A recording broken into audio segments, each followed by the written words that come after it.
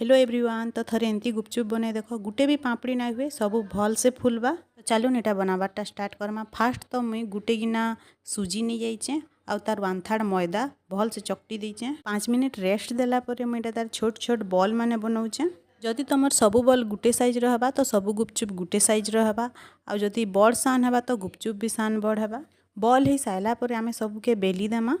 आउ एटा रखबार लगे आम सूती कपड़ा ना गामछा जाना भी हो ताके उदा करिकी तार उपरे एटा रखमा।